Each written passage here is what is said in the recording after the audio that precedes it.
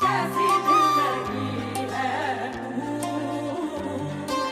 कैसी बेबसी है तू। Hi everyone, welcome back to Era Lifestyle. අද මම ඔයාලත් එක්ක විශේෂ දවසක් ෂෙයා කරගන්න තමයි හදන්නේ. මම අද වෙඩින් එකට යන තමයි මේ ලෑස්ති වෙලා ඉන්නේ. ඉතින් ඒ ලස්සන මොහොතවල් ටිකක් ඔයාලත් එක්ක ෂෙයා කරගන්න හිතුවා.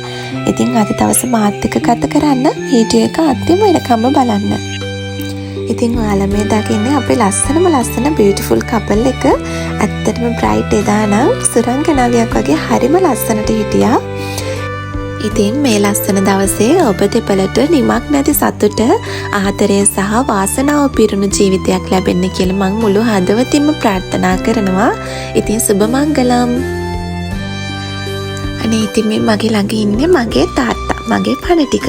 මේ තමයි මගේ නංගි. මගේ නංගි කිව්වට මගේ ලොකු අම්මගේ දුව. ඒ වුණාට පුංචි කාලේ ඉඳන් මගෙත් එක්කම තමයි ඉන්නේ. ඒ නිසා එයා මගේ නංගි කියලා තමයි මම හැම වෙලේම කියන්නේ. මොකද එයා මගේ නංගි.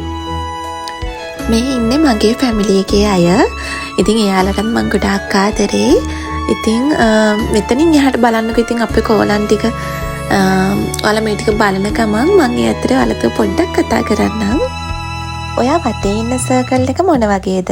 මම නම් හරිම පුංචි ප්‍රමාණයක් තමයි මගේ වටේ තියන් ඉන්නේ. මොකද මං හරිම පාඩුවේ නිදහසේ ඉන්න කැමති කෙනෙක්. මගේ හිතට ප්‍රශ්න ගේන, මගේ හිතට නිකන් අර සතුට නැති කරනවා වගේ මිනිස්සු හම්බෙනකොට මං හරිම අකමැති. හැබැයි මගේ හිතට දැනෙච්ච සුළු පිරිසක් මගේ වටේ තියන් ඉන්නවා.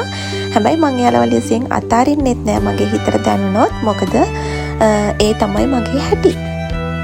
අපේ ජීවිතේට විවිධාකාර මිනිස්සු හමු වෙනවා.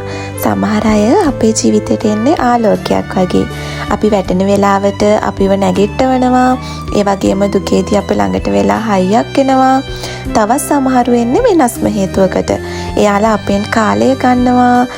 අපි දන්නවත් නැතුව අපේ විශ්වාසය දිනා ගන්නවා. සමහර විට අපේ සතුටත් අරගෙන තමයි අන්තිමට යන්නේ. ඒ වෙලාවට අපි හිතනවා අපිට අසාධාරණයක් වුණාවද්ද කියලා. ඒත් අපිට කාලයත් එක්ක තේරෙනවා ඒ හැම හමුවීමක්ම අපිට ලස්සන පාඩමක් තමයි උගන්වලා ගිහින් තියෙන්නේ කියලා. අපි කවුරුන් විශ්වාස කරන්න ඕනද? කාගෙන් ඈත් වෙන්න ඕනද? අපේ වටිනාකම කොයි වගේද කියලා ජීවිතේ අපිට ඒ හැම දෙයකින්ම කියලා දෙනවා. සමහර අය අපෙන් දේවල් අරගෙන යනවා. ඒත් ඔවුන්ට අමතක් වෙනවා අපෙන් ගන්න බැරි එක දෙයක් තියෙනවා කියලා. ඒ තමයි අපි ලබාගත් අත්දැකීම්, අපි ඉගෙනගත්ත පාඩම් සහ අපි ගොඩනගාගත්ත ශක්තිය. ඒ නිසා ජීවිතේ හමු වුණ හැමෝම ළඟ තියාගන්න ඕන කියලා එකක් නැහැ.